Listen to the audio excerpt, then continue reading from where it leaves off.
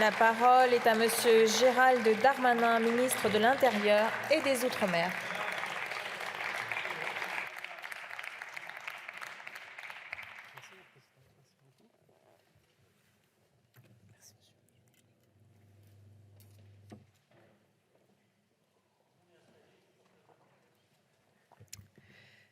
Madame la Présidente, Monsieur le ministre garde des Sceaux, ministre de la Justice, cher Éric, Monsieur le Président de la Commission des lois, Monsieur le rapporteur, Mesdames et Messieurs les députés.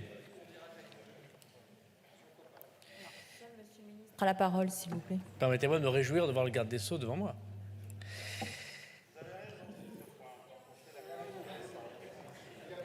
Nous commençons bien. La France fait face, comme toute l'Europe, à une pression migratoire importante, alimentée par des conflits désormais jusqu'aux portes de l'Europe, des évolutions démographiques et économiques difficiles et bien évidemment un changement climatique qui est autant de facteurs qui font peser une pression migratoire importante en Europe. En 2023, la pression migratoire aux frontières intérieures comme extérieures a atteint des niveaux qu'elle n'avait plus connus depuis la crise migratoire de 2015. Les flux irréguliers sont en progression dans toute l'Europe, plus de 60%, et nous constatons, et c'est un point important, le doublement de ces flux en Autriche, en Hongrie, en Croatie, mais aussi en Allemagne, qui a 3 fois plus d'irréguliers qui arrivent sur leur territoire, 3 fois plus de demandes d'asile que dans notre pays. La demande d'asile a été multipliée par 2 en 10 ans, et même par 3 depuis 2007. En 2023, la hausse enregistrée par les services du ministère de l'Intérieur est de 10%, soit 121 539 premières demandes en guichet unique à la fin de ce mois d'octobre. Ce sont des bases proches de 2019, 138 420, mais qui en sont encore inférieures, alors que tous les pays qui nous entourent, l'Italie, l'Autriche, l'Allemagne, la Belgique et même l'Espagne, connaissent une augmentation supérieure à 2019. Je pense que les premières mesures prises par le gouvernement, notamment en lien avec la loi Collomb, en est une des raisons, mais aussi le rétrécissement de l'accès à la nationalité du gouvernement d'Édouard Philippe au premier quinquennat du président de la République. Cette hausse plus élevée en Europe et chez nos voisins, et bien sûr chez nos voisins les plus immédiats, n'empêche pas évidemment, monsieur le rapporteur, des mouvements secondaires vers la France, puisque je rappelle que 40% de la demande d'asile vient d'autres pays européens et ne vient pas de pays directement en guerre ou directement touchés par les difficultés que vous avez évoquées. Face à cette situation, le gouvernement prend ses responsabilités et a présenté au Parlement un texte de loi pour maîtriser cette immigration. C'est un texte de loi qui est, si nous regardons les choses très clairement, sans polémique, complémentaire et d'une autre nature. Un texte de loi ordinaire d'un côté, une proposition constitutionnelle de l'autre, qui ne s'annulent pas et qui éventuellement peuvent s'accumuler pour ceux qui souhaitent modifier un certain nombre d'éléments constitutionnels, mais qui n'empêchent pas la loi ordinaire, nous en reparlerons. Ces deux projets partagent un point commun, celui de, en effet, monsieur le rapporteur, chercher à répondre aux défis migratoires que rencontre notre pays et bien sûr, comme je l'ai dit, l'Europe et le monde. Vous connaissez, monsieur le rapporteur, l'immense respect que j'ai pour la représentation nationale et pour son travail. Étant parlementaire moi-même et ayant l'honneur de siéger sur ces bancs depuis désormais plus de 10 ans. Vous savez l'importance que j'attache au travail parlementaire et je veux dire à monsieur Ciotti que nous prenons au sérieux sa proposition de loi constitutionnelle. Quelques doutes cependant nous étreignent, monsieur le rapporteur. S'agit-il d'un texte visant à modifier la Constitution ou s'agit-il d'une proposition de loi d'appel, comme on dirait d'un amendement? Nous avons déjà constaté que votre majorité sénatoriale a refusé une grande partie de vos propres dispositions hier, puisque la majorité de la commission des lois du Sénat a supprimé la plupart des articles que vous avez brillamment défendus voilà quelques instants. J'imagine que le travail est encore intense dans votre propre famille politique pour aboutir à ce texte constitutionnel. C'est un fait. Et je le regrette, car cela nous aurait permis de porter sans doute un débat plus intéressant encore, sachant que pour modifier la Constitution, monsieur Marleix, vous le savez, il faut 3/5 du Congrès, c'est-à-dire qu'il faut d'abord convaincre monsieur Retailleau et monsieur Marseille. Je ne vous ai pas interrompu encore, monsieur Marleix, c'est vrai que c'est monsieur Ciotti qui a présenté cette proposition de loi, mais c'est un fait qu'au Sénat, malheureusement dès hier, et la chronologie est assez difficile, tout cela est déjà rejeté. Mais puisque vous avez souhaité que nous en débattions en séance, avec sérieux et solennité, Réformer la Constitution, ces principes internationaux, ces principes européens ne peuvent pas se faire en quelques minutes. Permettez-moi d'y répondre aussi avec sérieux et solennité. Votre méthode pour lutter contre l'immigration de manière générale, légale ou illégale, ou en tout cas légale jusqu'à un certain point, vise à modifier notre Constitution pour y inscrire des dispositions qui touchent bien sûr à la souveraineté de notre pays, mais aussi au droit civil, le droit de la nationalité, au droit de l'immigration, au droit qui relève de l'asile, et pour en finir, je vous cite, au chaos migratoire. Pour cela, 8 articles répartis en 4 titres, et nous y reviendrons un par un comme vous l'avez fait. Avec Monsieur le garde des Sceaux, nous essaierons de vous démontrer qu'il y a sans doute des articles intéressants qui méritent encore sans doute d'être travaillés, c'est bien logique, c'est le travail parlementaire, des articles qui n'apporteraient rien d'autre que pour le coup un chaos juridique dans notre propre ordonnancement juridique, et des articles qui visent sans doute à corriger un certain nombre de difficultés politiques que vous traversez en ce moment. La promesse que vous faites à travers l'adoption de ces 8 articles, reprendre le contrôle sur notre politique migratoire, pose un certain nombre de problèmes. Elle me paraît d'abord bâtie sur un postulat plutôt impressionniste de la situation dans laquelle nous sommes. Cela explique sans doute pourquoi, monsieur le rapporteur, pour répondre à cette situation, votre proposition de loi propose de rompre avec notre tradition constitutionnelle et de bouleverser l'ensemble des équilibres institutionnels, excusez du peu. C'est sans doute ce qui a poussé la commission des lois du Sénat à supprimer ces articles hier. Cette proposition inscrit inutilement la Constitution des dispositions qui relèvent de la loi simple, parfois du règlement, et que précisément le gouvernement entend modifier dans le cadre de son projet de loi en cours d'examen par votre Assemblée. Nous n'avons pas eu l'occasion de vous en convaincre totalement lors de la commission des lois. Je suis sûr qu'à partir de lundi, nous en parlerons. Pourquoi mettre dans la Constitution ce qui relève du règlement ou de la loi ordinaire lorsque, évidemment, le législateur peut, ici et maintenant, modifier ces dispositions? Surtout, vous promettez des résultats que votre proposition est évidemment incapable de rendre possibles, tout en passant sous silence les conséquences extrêmement négatives et très graves d'une telle révision si elle était adoptée in abstracto, sans débat. Conséquences qui auraient dû vous conduire à baptiser votre proposition de loi plutôt d'un appel à la souveraineté, d'un double Frexit, un Frexit européen, un Frexit constitutionnel. D'abord, les prémices de votre proposition de loi, nous considérons ici que la France n'est pas corsetée ou empêchée d'agir par des accords internationaux par l'Europe. Si vous voulez changer l'Europe, il faut gagner les élections européennes et modifier les traités européens. Je veux dire ici qu'en lisant l'exposé des motifs de votre PPL, les mots du général de Gaulle nous sont revenus. Je trouve parfaitement, mais c'est un fait, et je vous rappelle ici que je suis le seul, ni M. Ciotti ni M. Marlex à l'époque, n'avaient voté contre le traité européen proposé par le président Sarkozy et par le président Hollande. Je n'ai pas de leçon de souveraineté à avoir venant de parlementaires où j'ai personnellement voté contre des traités européens privant, à mon avis, la souveraineté de la France. Vous les avez tous votés, ces traités européens, à la suite du président de Gaulle, du président Pompidou, du président Giscard d'Estaing, du président Chirac, du président Sarkozy, jusqu'au traité de Lisbonne que vous avez soutenu et voté. Monsieur Marlex, vous avez le scrutin public en fond-foi, voté pour les traités européens, y compris dans l'hémicycle. Il fallait être cohérent, voilà quelques années. Si, vous êtes... Seul Monsieur le ministre a la parole. S'il vous plaît, vous aurez la parole tout à l'heure. Seul Monsieur le ministre a la parole. Merci.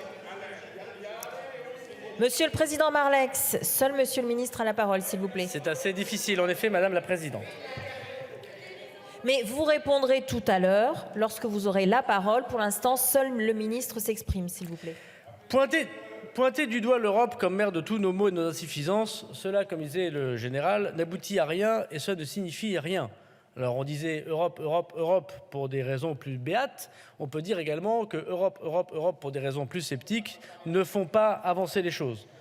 Je rappelle le traité de Lisbonne et les déclarations du président Sarkozy dans son allocution, monsieur le rapporteur Ciotti, du 10 février 2008. Ce traité simplifié, c'est la France qui en a pris l'initiative, c'est ça la politique, proposer des choses pour sortir l'Europe de la crise institutionnelle. Voilà pourquoi nous avons été élus, voilà dans laquelle la position de l'Europe était plongée. Je trouve curieux que la famille politique du président Sarkozy, qui a tant œuvré pour que ce traité soit maintenant soumis à notre héritage, soit ainsi balayé d'un revers de la main. Vous appelez de vos vœux une solution européenne, tout en condamnant, je le regrette, par avance en proposant de faire cavalier seul et en changeant directement nos propres ordonnancements. Je ne peux être d'accord sur ce point s'il est certain que l'Europe a de très grandes améliorations à faire. Je remercie les parlementaires du PPE d'avoir soutenu le projet porté par le président de la République, c'est-à-dire, vous le savez, le pacte Asile et Immigration, qui prévoit un certain nombre de dispositions extrêmement fortes, comme Eurodac, le fichier des étrangers qui arrivent sur le sol européen, mais aussi, et c'est très important, vous le savez, l'asile à la frontière et la fiction d'entrée non juridique. Je ne peux que vous recommander de faire campagne aux élections européennes sur ce qu'ont voté vos parlements européens et la proposition du président Macron que j'ai eu l'honneur de défendre à plusieurs reprises pendant ces 4 dernières années. Les choix franco-français sont difficilement explicables en matière migratoire. Il faut donc en tirer des conclusions, mais aussi en tirer des conséquences sur les propres choix que vous avez faits, monsieur le député Ciotti. Nonobstant, c'est bien la majorité du président Sarkozy et le président Sarkozy lui-même qui a porté la révision de 2008 constitutionnelle et qui a considérablement renforcé le poids de la Constitution, mais aussi du bloc de constitutionnalité dont les traités européens et dont le préambule de 1946 dans notre organisation institutionnelle. Nous allons fêter le 14e anniversaire de la question prioritaire de constitutionnalité. Et je constate qu'à l'occasion de ces 14e anniversaire, monsieur le député Ciotti, plus de 370 décisions ont été prises par le Conseil constitutionnel pour censurer des dispositions législatives qui s'ajoutent à celles rendues dans la décision du contrôle a priori. Combien de fois ai-je entendu sur ces bancs de la part des parlementaires que la menace de la censure constitutionnelle constituait une inhibition permanente de l'action parlementaire qui atrophiait le débat et rétrécissait les horizons possibles? Nous pouvons en être d'accord. Mais alors, si vous considérez qu'il faut rééquilibrer nos institutions en faveur du Parlement, permettez-moi de dire que vous ratez votre cible. Les oukases que vous défendez en modifiant la Constitution sans modifier le préambule de 1946, sans modifier les déclarations des droits de l'homme et du citoyen, sans modifier les principes généraux du droit et les principes fondamentaux du droit, n'empêcheront nullement le Conseil constitutionnel et les questions prioritaires de constitutionnalité de prendre des décisions qui sont contraires au texte même que vous défendez. Si votre réforme constitutionnelle n'est donc pas parfaite dans l'ensemble de ces articles, elle est même imparfaite dans la cible qu'elle porte.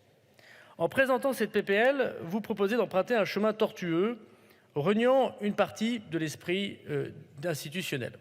Les 7 péchés que vous évoquez dans votre proposition est intéressant et mérite d'être regardé de façon différente. Je constate cependant que les révisions constitutionnelles, monsieur le rapporteur, ne se font pas souvent de manière aussi forte dans une proposition de loi.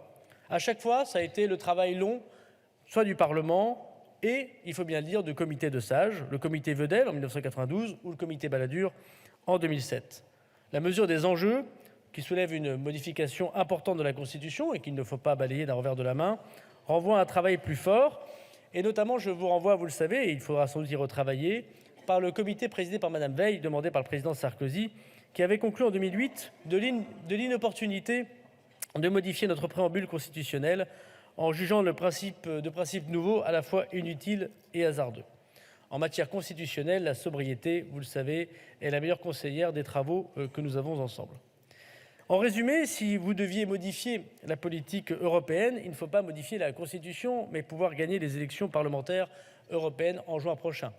Pour négocier des traités européens, il faut être en responsabilité politique. Peut-être faut-il revoir dans votre PPL constitutionnelle un premier débat vers le débat européen de 2024. Nous le prenons comme tel et nous le prenons encore une fois comme un appel. C'est une singulière conception de notre Constitution que de se présenter la France comme un rempart contre tout le reste du monde, car aucune disposition constitutionnelle que vous proposez n'est in extenso dans une autre constitution du monde, comme un texte magique, de même qu'aucune constitution au monde ne demande la demande d'asile à l'extérieur de ses frontières.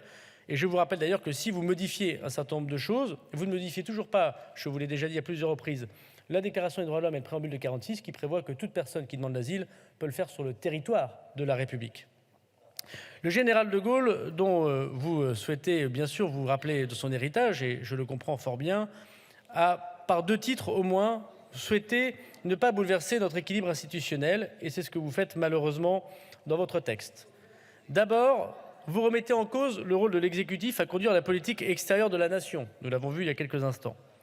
Notre tradition française, mesdames et messieurs, et du reste celle largement partagée chez nos voisins, consiste à confier au chef de l'État le soin de négocier et de ratifier les traités. C'est l'article 52.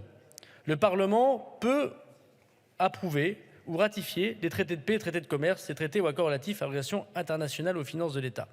Cette répartition ne date pas de la Ve République, mais déjà, dès 1902, la Chambre des députés l'avait acceptée.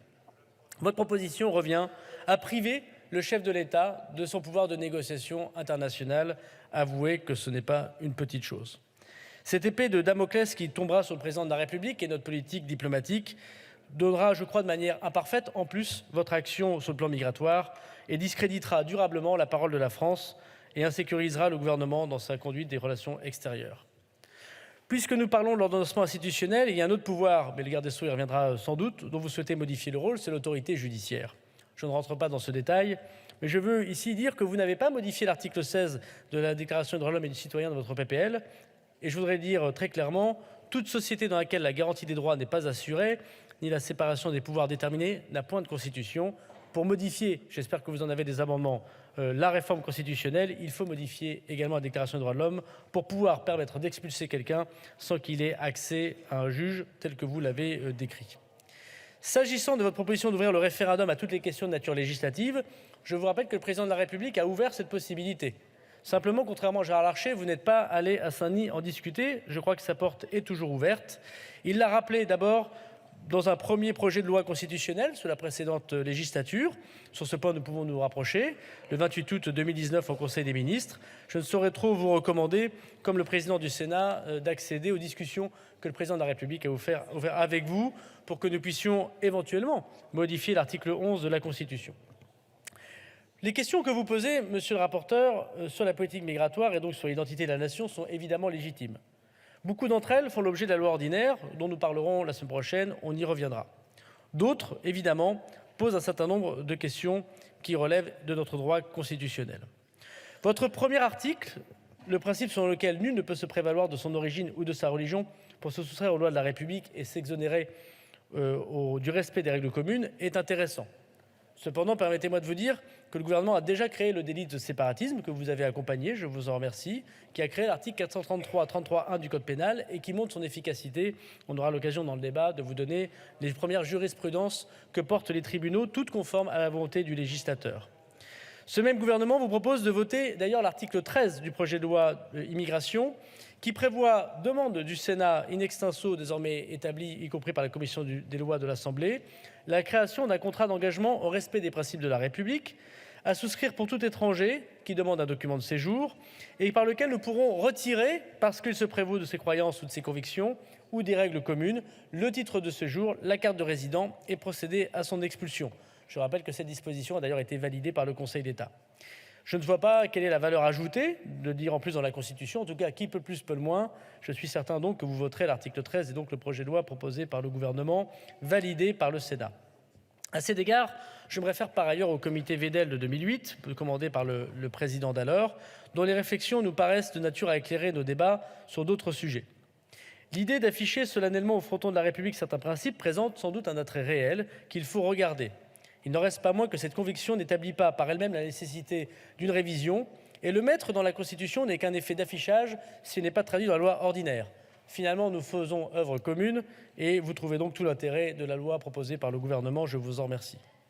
Vous proposez par ailleurs que le principe d'assimilation au sein de notre Constitution soit fixé par un cadre constitutionnel à un domaine dont vous le savez qui échappe largement. Vous le savez, monsieur le rapporteur Ciotti, le droit de la nationalité, qui est en fait désormais le droit civil, voulu par le ministre Méhaignerie voilà quelques années, ne fait actuellement l'objet d'un encadrement constitutionnel très minimal. Il est le produit de notre histoire et loin des débats caricaturaux entre droit du sol et droit du sang, il a pu varier selon les partis politiques pendant plus de 2 siècles et demi et avec des conditions plus ou moins ouvertes de l'accès à la nationalité selon les régimes politiques et selon, il faut bien le dire, le fait d'envoyer des soldats à la guerre pour nos armées. Les historiens nous instruisent en effet que les programmations de grands principes sont toujours nécessaires pour souder le destin des hommes et votre proposition de loi peut y contribuer. Nous savons tous ici à l'Assemblée nationale que les auteurs de la Constitution de gauche, celle montagnarde de 1793, qui plaisait tant à M. Léaumont, mais il n'est pas là pour le rappeler, déclarait que tout étranger âgé de 21 ans accompli, domicilié en France depuis 1 année et qui vit de son travail, déjà nous parlions de cette question, ou qui acquiert une propriété, ou qui épouse une Française, ou qui adopte un enfant, ou qui nourrit un vieillard, est admis à l'exercice des citoyens du droit français. Dès 1793, donc, il y avait cette proclamation entre droit du sol et droit du sang. La deuxième grande ouverture d'accès à la nationalité, vous le savez, c'est le droit du sang dans notre imagerie républicaine depuis 1889. Et donc oui, revenir sur le droit du sol et le droit du sang n'est pas une mince affaire, et votre proposition de loi est sérieuse. La notion d'assimilation, vous le savez, c'est une notion que je peux partager pour ceux qui deviennent français, dans notre droit est venue plus tard. D'abord après la loi de 1927, et ensuite après 1945 par le Code de la nationalité du gouvernement provisoire du général de Gaulle.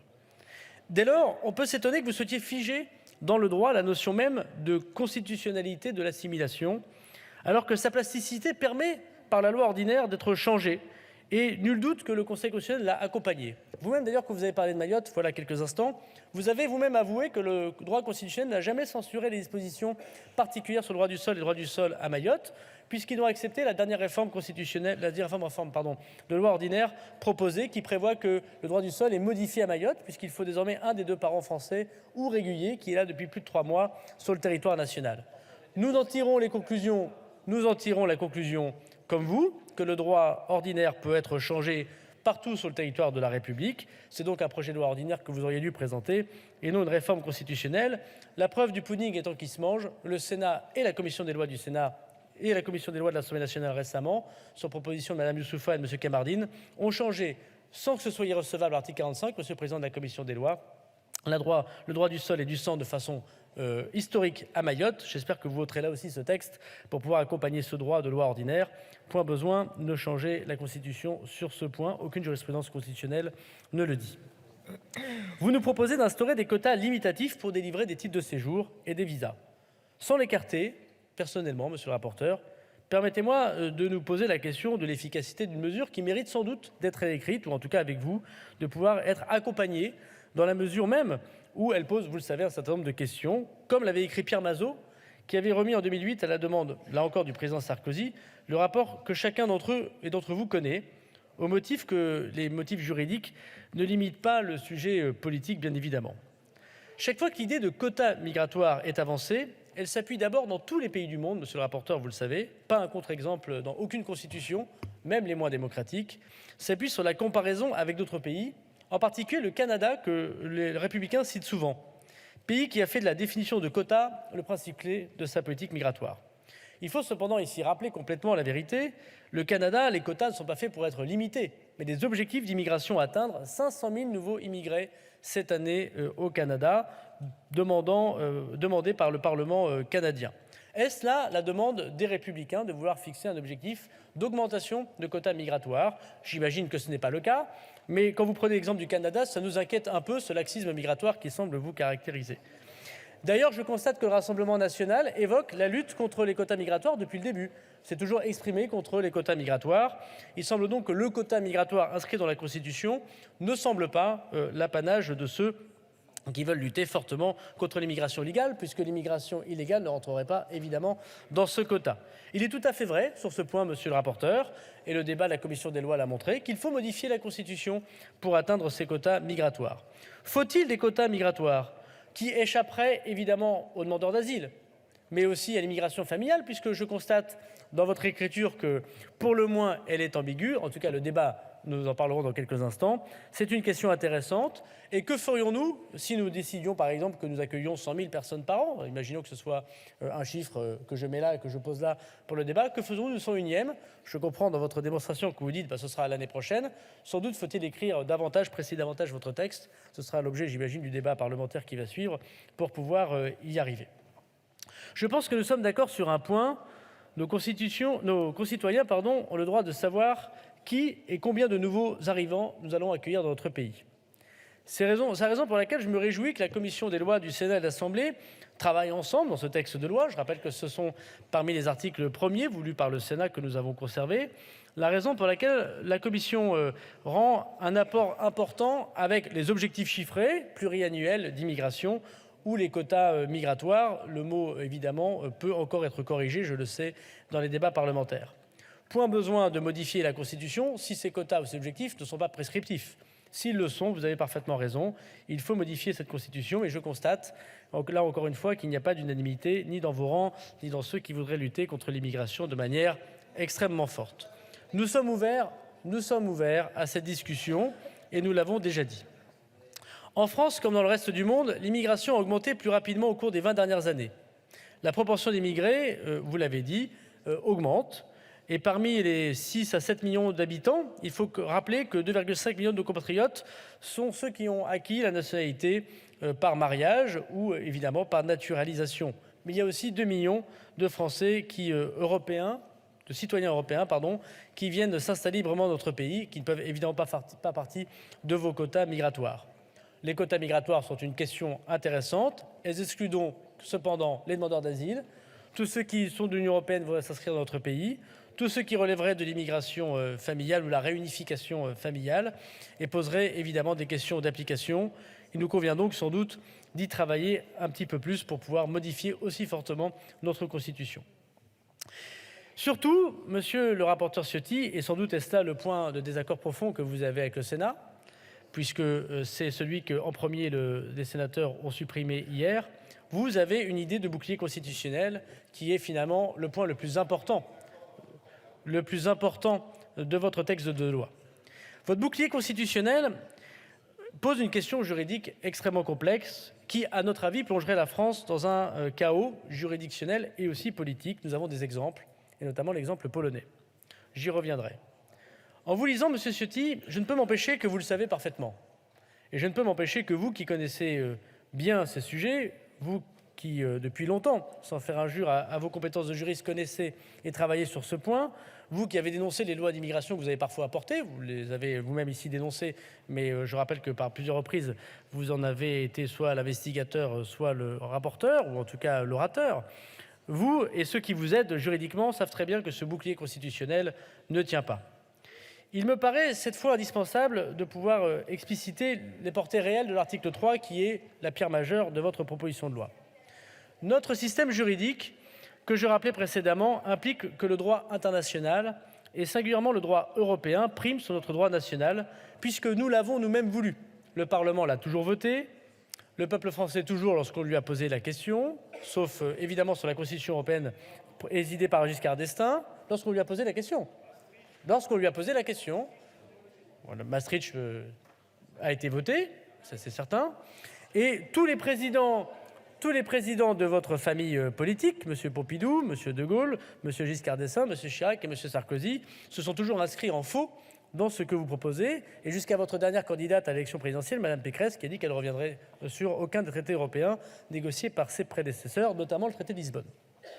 Je comprends donc qu'il y a un changement à 360 degrés de la position politique européenne des Républicains. C'est leur droit le plus strict. Je ne suis pas sûr que ce soit totalement partagé par l'ensemble de ceux qui sont dans votre parti politique, si j'en crois les déclarations récentes de M. Barnier, par exemple. Cette primauté constitue un élément cardinal de l'intégration européenne, et ce depuis la genèse de la construction européenne. Cette primauté a d'ailleurs été rappelée avant tout et fortement par le traité de Lisbonne de 2007, négocié par Jacques Chirac, fait adopter par Nicolas Sarkozy, dans une déclaration spécifique de l'accord.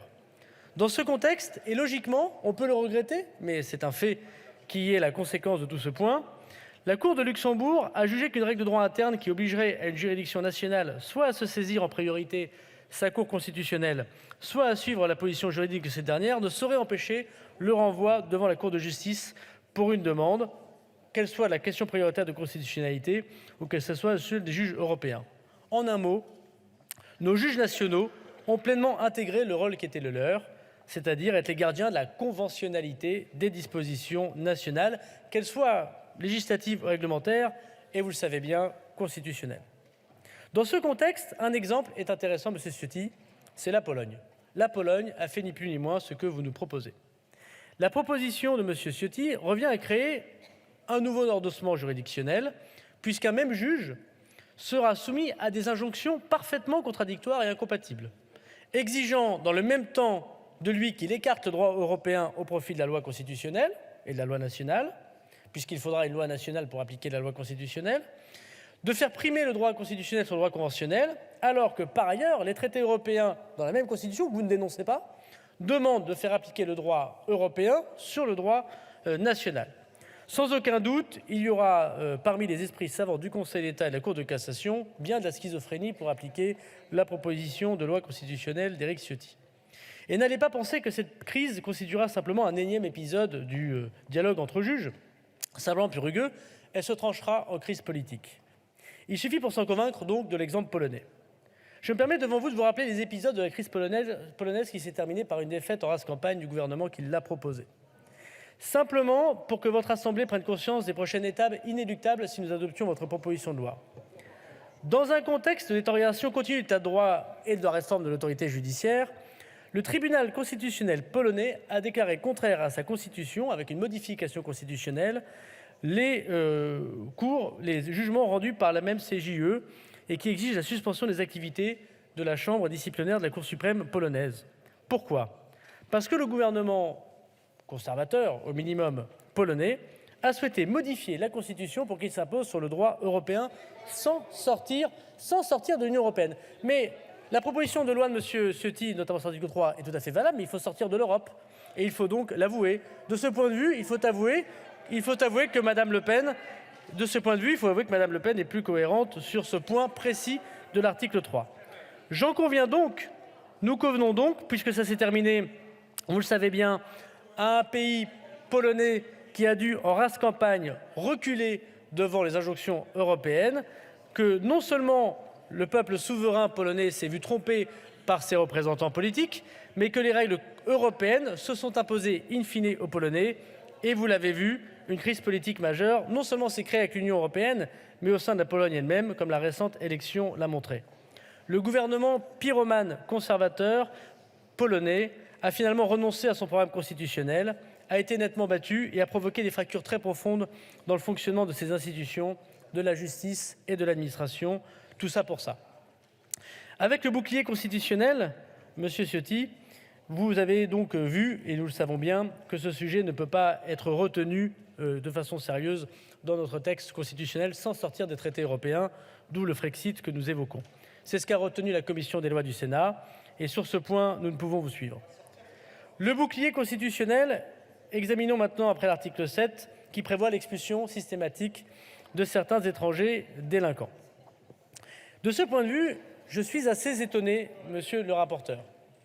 Vous voulez changer dans la Constitution la loi ordinaire que vous avez vous-même fait adopter. Je rappelle que la France est le seul pays de l'Union européenne à avoir des dispositions qui empêchent le ministre de l'Intérieur et ses services, et in fine les juges, à expulser des étrangers délinquants qui seraient arrivés avant l'âge de 13 ans sur le territoire national, à se marier, qui se sont mariés en France, qui ont eu des enfants en France, bref, des dispositions qui relèvent, vous le savez, du débat que nous avons en ce moment. Ce n'est pas la Constitution, ce n'est pas la CEDH qui nous empêche d'expulser, c'est la loi. C'est la loi que vous avez votée au début des années 2000, dans des conditions certes différentes. Non, à l'époque, vous travailliez pour M. Estrosi, qui était le rapporteur, qui était le ministre. Mais c'est pas grave. Mais c'est pas grave, on a le droit de se tromper, et je constate... Alors, seul Monsieur le ministre a la parole, s'il vous plaît. Seul Monsieur le ministre a la parole. On a le droit de se tromper. On a le droit de se tromper. On a le droit de se tromper, et je constate que M. Fillon et M. Sarkozy lui-même ont avoué que c'était un autre temps et qu'il fallait modifier ces dispositions législatives. Ce sont des dispositions de nature législative qui nous empêchent aujourd'hui d'expulser les étrangers délinquants. C'est tellement vrai que vous avez vous-même été l'auteur, M. Ciotti, comme d'autres parlementaires LR, de plusieurs propositions de loi ordinaires pour pouvoir revenir sur ces protections. C'est ce que nous faisons dans l'article 9 et l'article 10 du projet de loi. Il ne faut pas modifier la Constitution, il faut voter le texte du gouvernement. Et vous le savez très bien, puisque même en commission des lois du Sénat et de l'Assemblée, vos représentants ont voté évidemment ces dispositions essentielles qui permettront au ministre de l'Intérieur de faire procéder à l'expulsion de 4000 étrangers délinquants en France dès que le texte de loi sera voté par le Parlement. Modifier évidemment la Constitution prendra du temps. Et imaginons que vous ayez raison, qu'il faille l'inscrire dans la Constitution, ce qui, à mon avis, est démontré qu'il ne s'agit pas ici de pouvoir évidemment revenir sur ces dispositions constitutionnelles, mettrait du temps et empêcherait sans doute les Français de connaître une meilleure sécurité. La loi ordinaire se complète de ce point de vue dans la loi constitutionnelle. Et quand bien même que vous ayez adopté cette loi constitutionnelle, il vous faudra prendre des lois ordinaires pour l'appliquer. Et évidemment, ces dispositions renaîtront exactement de la même manière que celles proposées par le gouvernement. Nous vous tendons une nouvelle fois la perche en vous disant que la proposition du gouvernement et du Parlement, et notamment du Sénat, sur lequel nous pouvons trouver évidemment un accord, nous permettront d'expulser expulser ces étrangers délinquants. Par ailleurs, et je pense qu'il serait se bercer d'illusions, de penser qu'une fois écartées les dispositions du droit européen et des jurisprudences de la CJUE, puisque manifestement cela semble très facile pour vous, le fait d'inscrire dans notre Constitution des dispositions qui permettraient d'expulser sans juge serait contraire non seulement aux principes généraux du droit, mais également aux traités internationaux, comme l'a montré la Cour suprême britannique, les Britanniques étant sortis de l'Union européenne et bien sûr sortis de ce que nous pourrions appeler l'ordonnancement que nous évoquons tout à l'heure. La Cour suprême n'a pas empêché de leur rappeler que ces dispositions n'étaient pas valables. Enfin, et pour finir, mais nous modifions la Constitution, c'est un travail sérieux que nous prenons au sérieux. Enfin, et pour finir, examinons la proposition de recevoir les demandeurs d'asile à l'extérieur de nos frontières, c'est l'article 8. Comme ministre chargé de l'asile, permettons de rappeler quelques faits qui ne sont pas la conséquence de notre Constitution ou de l'Europe, mais des désordres de notre planète. Le Haut Commissariat aux réfugiés a ainsi dénombré 110 millions de déplacés dans le monde, sous l'effet des conflits du Soudan, de la Syrie, de l'Ukraine, de l'Afghanistan, de la Libye, du Moyen-Orient, du Caucase, avec son lot de réfugiés dont les 2 tiers, évidemment, de ces réfugiés sont des réfugiés entre pays du Sud. Bien évidemment, ces difficultés très fortes qui pourchassent nos voisins pour leur opinion politique, leur religion, leur orientation sexuelle, vous l'avez rappelé vous-même, M. Ciotti, et je vous en remercie, permettent un droit fondamental, un droit français, que la France inspire au monde, le droit d'asile pour les combattants de la liberté.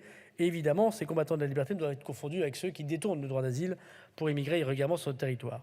De ce point de vue, nous sommes évidemment d'accord sur le principe qui consiste à lutter contre, on peut le dire, un détournement du droit d'asile pour la plupart des demandeurs, puisque 70% d'entre eux, en France, se voient refuser l'asile. Nous devons donc nous préparer à faire face, comme vous l'avez dit, y compris pour des raisons démographiques que vous avez rappelées en Afrique, à des migrations plus importantes qui seront accélérées par le changement climatique. Elles ne relèvent pas à proprement parler de la Convention de Genève de 1951, qui ne reconnaît pas ces réfugiés démographiques ou climatiques, mais à coup sûr, ils alimenteront le travail des prochains ministres de l'Intérieur et des prochains parlements. L'Organisation internationale des migrations estime que les catastrophes climatiques et démographiques vont engendrer jusqu'à 21 à 24 millions d'êtres humains en plus par an sur les mers du monde, donc 60 000 par jour. Et donc vous avez raison, la crise migratoire est sans doute devant nous. Nous avons déjà fait beaucoup pour adopter notre droit. Peut-être faut-il en faire davantage. C'est d'ailleurs ce que propose le gouvernement et nous sommes tout à fait prêts à en discuter. Je rappelle que les 3 titres sur les 5 titres que compte le projet de loi sont directement inspirés du rapport du sénateur Buffet sur la simplification du droit, la simplification de l'asile, la simplification des procédures, le refus d'asile valant EQTF, dont on en reparlera évidemment dans l'hémicycle, mais aussi la rapidité avec laquelle nous devons étudier ces demandes d'asile. Réduire les demandes d'asile, réduire le traitement d'asile, c'est le nerf de la guerre, puisque évidemment, lorsque quelqu'un a 3 ans pour avoir une réponse définitive, entre-temps, sa vie privée et familiale peut se constituer, et donc en effet, nous avons beaucoup de mal à l'éloigner, comme à peu près tous les pays qui nous entourent. Ces propositions semblent concrètes, celles du gouvernement et celles du Sénat, et notamment du rapporteur Buffet. Surtout, plus opérantes. La question de l'asile à la frontière peut se poser, monsieur le rapporteur. Outre les difficultés constitutionnelles auxquelles elle peut se heurter, elle représente cependant un risque majeur d'augmentation significative des demandes d'asile à l'extérieur de notre pays, qui se complètent aux demandes d'asile qui sont dans notre pays. Je voudrais en dire quelques mots parce que c'est un point très important qui est souvent évoqué et sans doute, j'imagine, qui sera évoqué dans le débat européen, mais notamment dans le débat présidentiel. Le sujet premier, quel est-il ? Nous avons un préambule de la Constitution, une déclaration des droits de l'homme, qui prévoit que tout demandeur d'asile a le droit de demander l'asile sur le territoire de la République. Mais nous pouvons en effet proposer aux gens qui sont à l'extérieur du territoire de la République de demander l'asile en passant par des consulats ou des ambassades. J'imagine, et ce n'est pas votre proposition, que vous écartez les pays en guerre, mais dans les pays voisins. Imaginons des gens qui sont en Afghanistan, ils sont au Pakistan ou ils sont en Turquie, ils demandent l'asile à partir de ces pays. Nous pouvons être d'accord avec cette proposition puisque nous avons déjà des visas pour asile, vous le savez, dans ces pays. Mais ce que vous proposez, s'additionner aux demandes d'asile qu'il y a sur notre sol, puisque vous ne proposez pas de revenir sur le préambule de la Constitution, ni sur la Déclaration des droits de l'homme. Va donc, avec vos propositions, se compléter une double demande d'asile. Celle que les gens pourront avoir sur notre territoire, puisque vous ne modifiez pas le préambule de 46 et que vous ne modifiez pas la Déclaration des droits de l'homme, et celle à l'extérieur, qui aujourd'hui n'existe pas, dans les ambassades, dans le consulat. Je crains donc, monsieur le rapporteur, que si nous sommes d'accord sur les attendus de votre proposition de loi, la conséquence sera plus de demandeurs d'asile en France.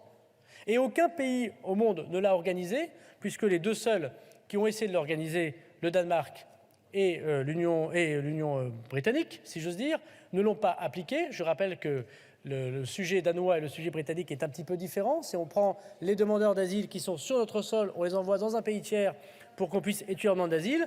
Aucun Rwandais, aucun Éthiopien, aucune personne d'un pays tiers n'est retourné au Rwanda, ni au Danemark, ni en Grande-Bretagne.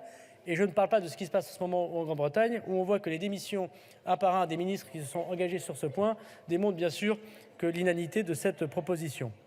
La proposition, donc, on en reparlera dans l'article 8 tout à l'heure, monsieur le rapporteur, c'est que vous augmentez la demande d'asile avec votre proposition. On va accumuler les demandeurs d'asile. Nous ne pensons pas, nous, au gouvernement, qu'il faille l'accumuler, ou alors vous en tirez les conclusions et vous proposez de modifier la Déclaration des droits de l'homme et du citoyen et la déclaration de la préambule de 46, ce qui, évidemment, nous poserait d'autres questions institutionnelles que nous sommes cependant prêts à étudier dans le débat que vous nous évoquez. On peut en débattre, ça ne veut pas dire qu'on est d'accord, on peut en débattre. En tout cas, c'est avouer que ce n'est pas très cohérent de ce point de vue. En vérité, ce que vous voulez, c'est donc un Frexit européen sans le dire. Sans doute parce que vous n'osez pas aller aux élections européennes en disant que vous souhaitez sortir purement et simplement de l'Europe. C'est aussi une sortie pure et simple de la CEDH, puisque vous ne modifiez pas tous les articles de la CEDH qui, malheureusement, peut encadrer, bien sûr, le travail de fermeté migratoire. Nous vous proposons donc le contraire, monsieur le rapporteur. Modifions l'Europe avec le pacte migratoire que nous proposons et nous invitons le PPE évidemment à nous encourager, ce qu'il fait au niveau européen et nous l'en remercions. Modifions éventuellement nos règles internationales pour pouvoir évidemment prendre en compte que les réfugiés de 51 ne sont pas ceux, bien sûr, de 2023. Mais sortir purement et simplement de l'Europe, sortir purement et simplement de la CEDH, rien qu'avec une proposition de loi constitutionnelle, cela nous paraît un peu excessif. Nous prenons votre proposition au sérieux. Nous disons que l'article 3 et les quotas peuvent être revus avec les conséquences négatives que nous avons vues et qui méritent donc d'être travaillées. Nous disons, monsieur le rapporteur, que nous devons travailler avec le Sénat pour que ces dispositions soient consensuelles. Nous avons dit, avec le président de la République, que nous étions prêts à ouvrir le champ de l'article 11 pour poser la question migratoire. Mais non, nous ne sommes pas favorables à quitter l'Union européenne purement et simplement pour pouvoir répondre à cette question, à la question que vous posez.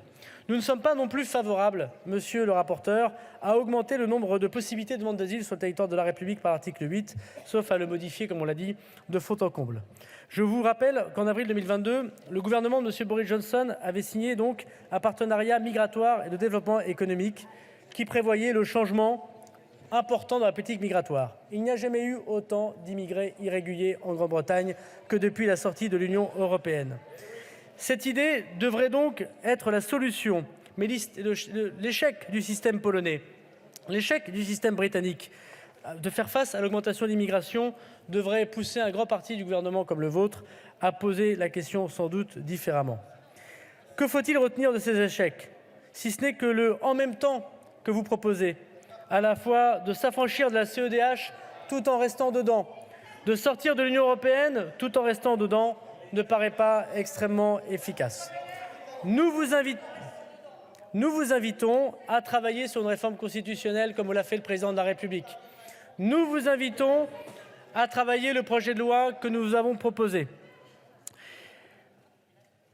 Alexis de Tocqueville écrivait qu'une fausse idée, même claire et précise, aura toujours plus de puissance dans le monde qu'une idée vraie mais complexe.